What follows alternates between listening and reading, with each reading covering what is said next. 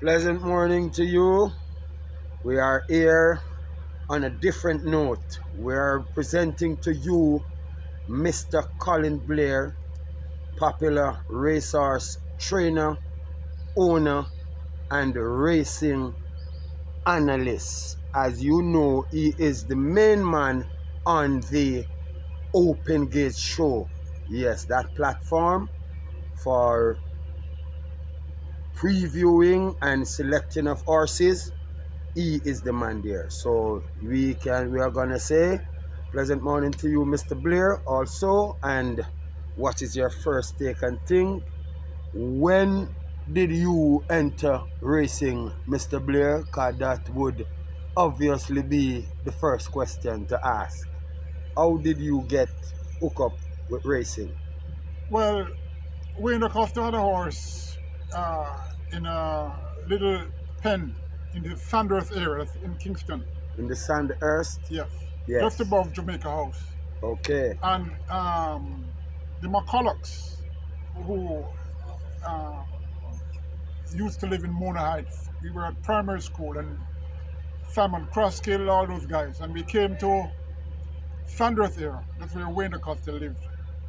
And we were walking around the area and we saw this horse and we were there playing with the horse and everything. And to cut a long story short, uh, Wayne the Costa's present wife, Elizabeth the her Costa. brother, Wayne, another Wayne, both he and I were left in charge of that horse. So when Wayne comes, he usually tells us what to do the next day. We met with Philip Fiani later on, one of Wayne the Costa's best friend, and Philip went overseas for 2 years.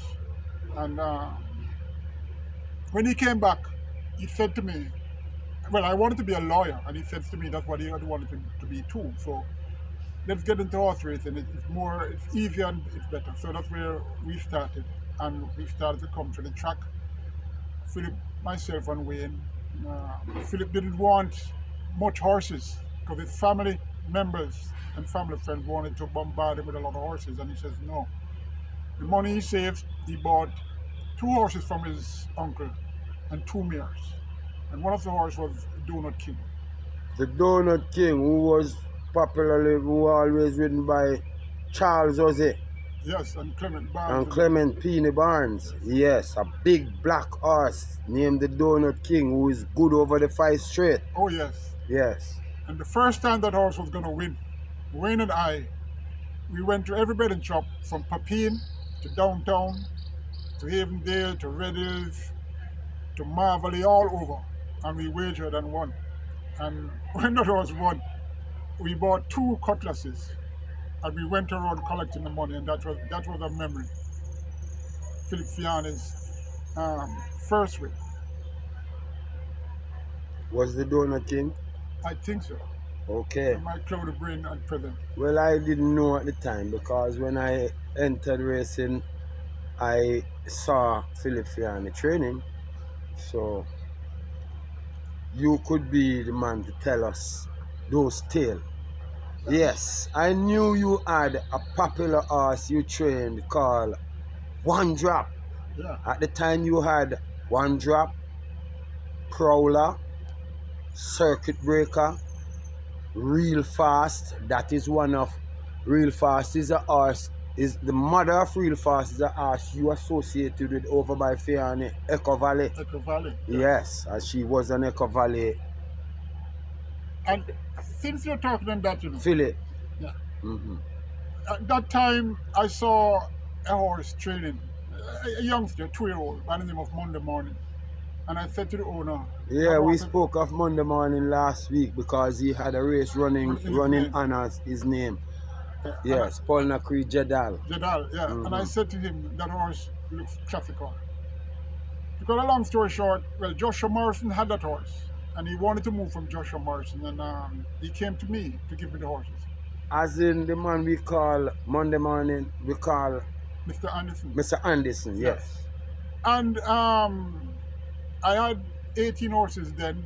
I went to Ralph Porter to borrow 3 stalls to put Mr. Anderson's Horses. 2 horses, and kept Monday Morning at the main stable. He didn't want that. I said to my owners, the circuit breaker guys and Winner's Circle, Donovan Thomas, Yes. that I explained to him, and he said no, and blah blah blah. So I ended up losing those horses, and Stanley Finley got them. He wanted to move from Stanley Finley, went to and wanted to come back to me. I told him the same thing, and he went over to Enos Enough Brown. Brown, yeah. Enos Brown was reluctant, and I pushed him hard, and that's what that's how Monday morning Ended era up at ended Enos Brown. exactly. Yes.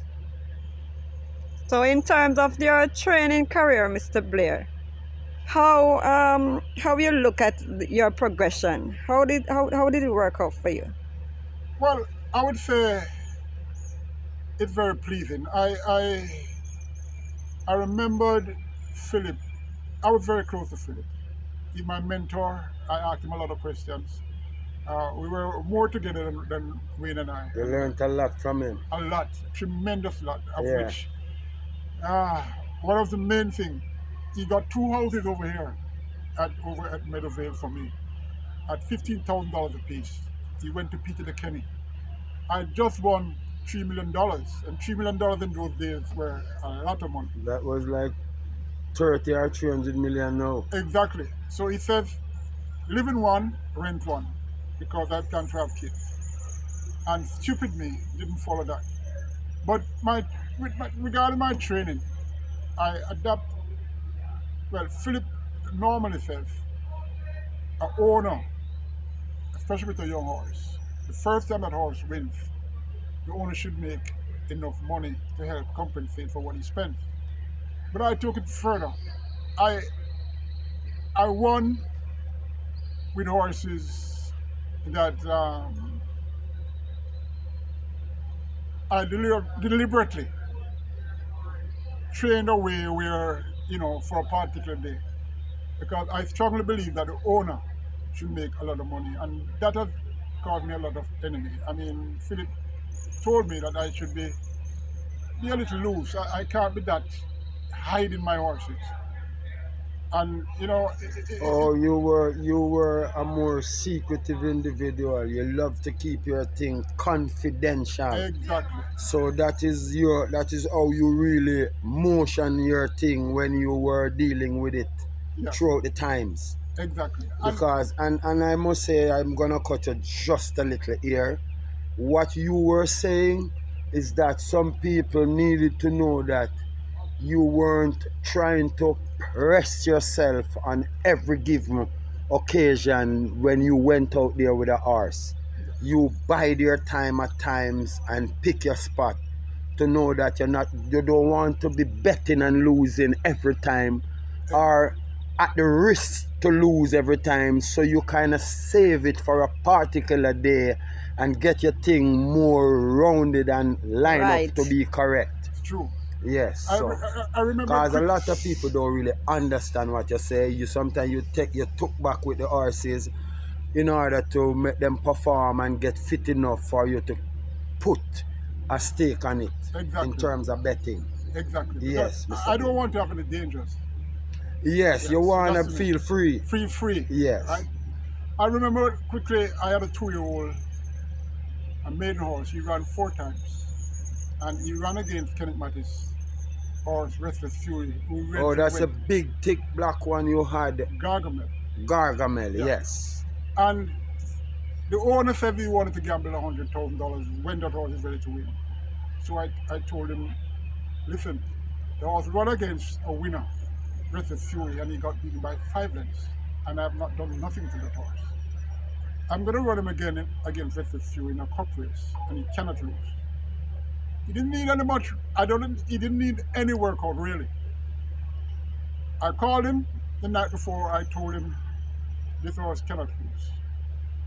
His brother was here. He went to the clockman, and the clockman they all told him that, oh, that horse nothing any much training and blah blah blah. Well, the horse bettered Restless Fury. Winston Griffiths told me that that's a hell of a horse because he only rode his horse for the last 2, and he can't believe that the horse came up and passed it. Anyway, the owner removed the horse, saying that I'm a general, and I've been labeled that way all the while being that I'm a general. For example, there was a mistake that I made. I told the owner, listen, don't tell not even your friend about this horse. If they're real friends, they will understand. Tell them that when the horse wins, tell them that I kept the horse away from you. That's just stupid. Yeah, blame it on you. Yeah, it creates Animosity. a trajectory where people saying, "Oh, I will bust hand on the owner and everything," and it's nothing like that. Oh, you were painted with a bad picture there. Yes, I love horse racing, and I've gotten some hard hit. I programmed a horse for 3 months, and I gambled my money, and the owner gambled, and I got beat by a shorted by the 3-5 favorite at 99-1. I was taken to medical associates after the race.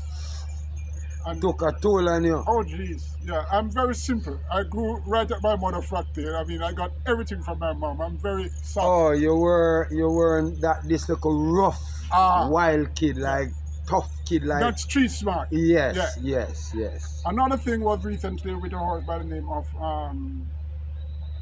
oh jeez. Royal Impact. No, well, the Royal Impact issue actually, that was taken to the extreme, and boy, I Bad, regretted it. bad blood. Yes.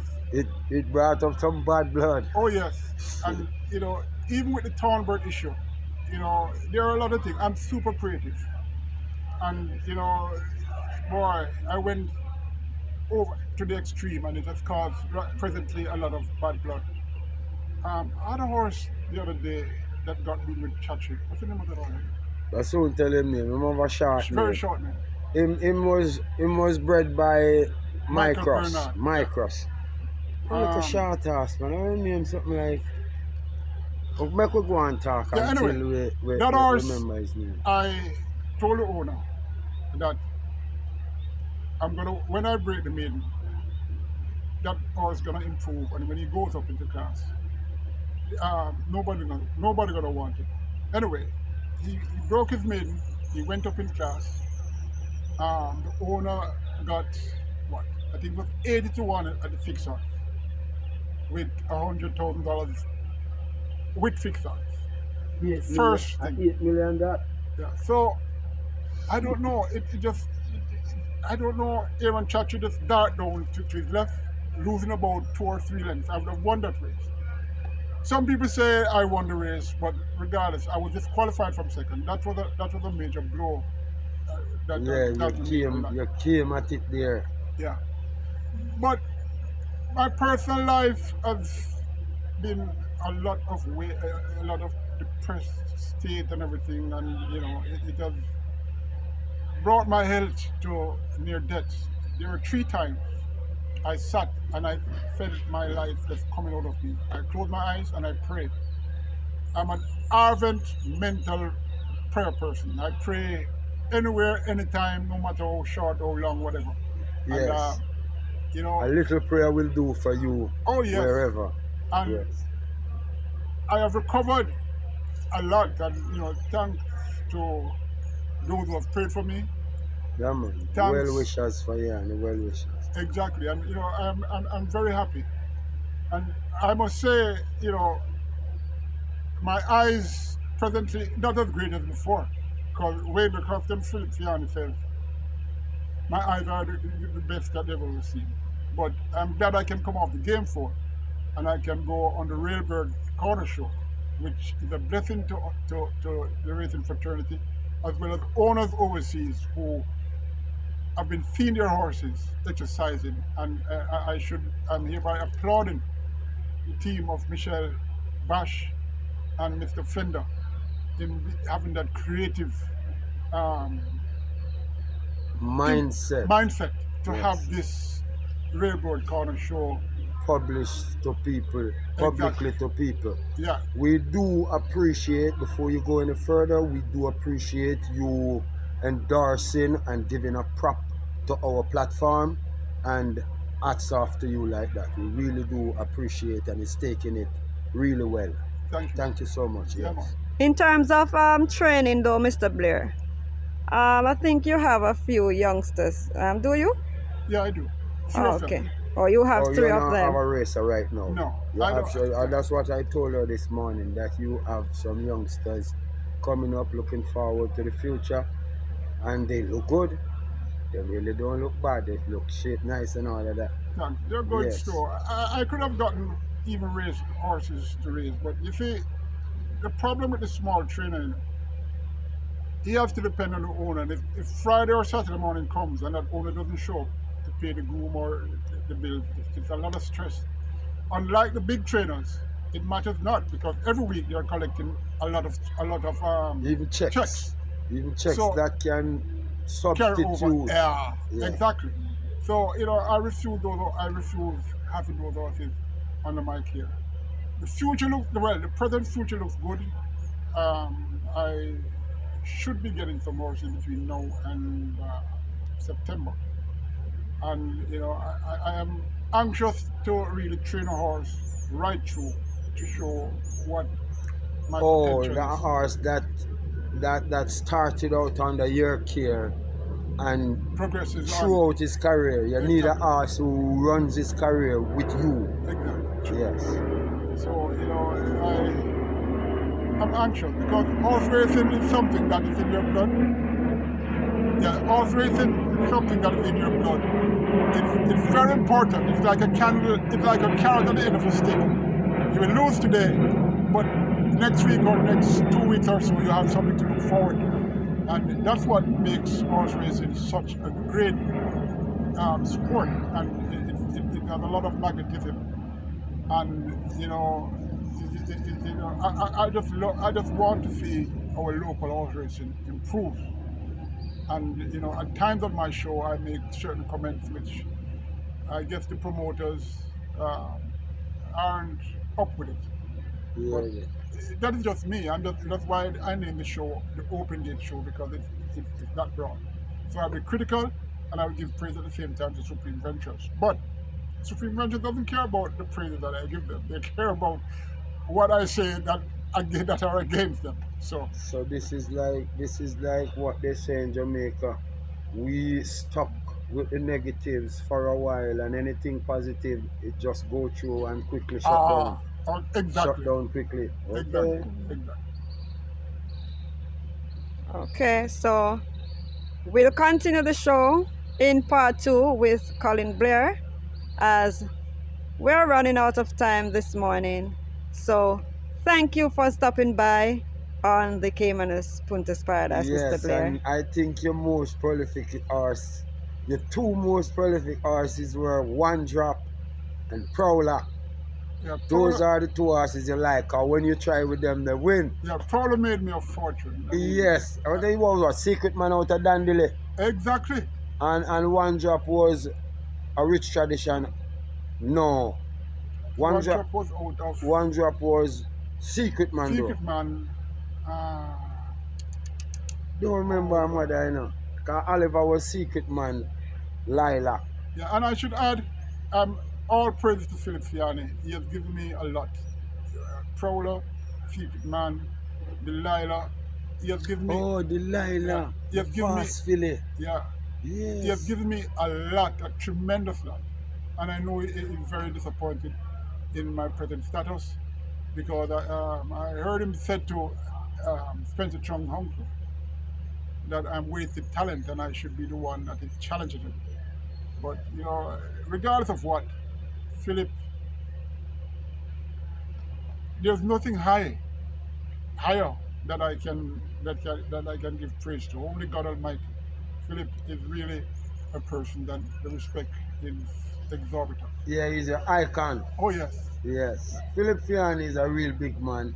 Yeah. And a lot of people really do appreciate his input in certain things, because he is really assistive with Very a lot true. of small trainers. Very My true. uncle Philip Elliott, I can tell you, he liked my uncle Philip Elliott, because Philip Elliott trained a couple horses for him. Mr. Philip Fiani is a subject now, not Philip Elliott, but based on things that happens, Philip Elliott can be a testimony to the fact. Something else, executive style, the deal maker, fantastic pool, all of those were Philip Fiani horses Yeah. that Elliott got to buy I'm from going him. to say one more thing. Yes. Every assistant trainer who graduated from the Jamaica Racing Commission training school and were assistant to Philip. Philip give them a horse, a bridle, a saddle. And, that is unmatchable with any trainer in the history of horse racing locally. And, that shows the type of person that he really is. No one can compare to him when it comes to that. Okay, exactly. Yes. All right. Thank you, Well, Mr. Mr. Blair. Blair, we do appreciate it. It was getting better and better and eating up like a fire lighting and getting bigger and bigger, like a forest fire igniting more and more. So we are looking forward to whatever else is to come. Thank you, Okay, I Mr. really Blair, again. appreciate it, man. Yes, and I must Bye-bye. give you a little piece here. No, I am here. It's good to go, man. Really appreciate this. Yes.